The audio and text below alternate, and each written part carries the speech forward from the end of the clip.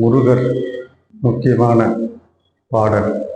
வந்த வினையும் வருகின்ற வல்வினையும் கந்தன் என்று சொல்ல கலங்கிடுமே.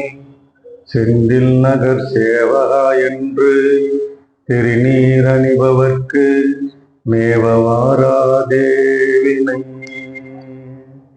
திருநீர் அணிபவர்க்கு மேவவாராதே வினை. வாராதே வினை. முருகா முருகா முருகா. ஓம் சரவண பவ.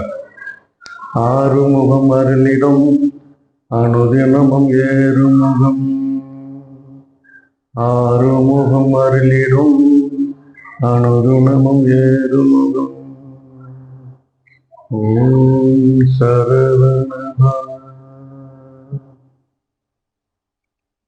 இது முருகனுக்கு முக்கியமான பாடல்.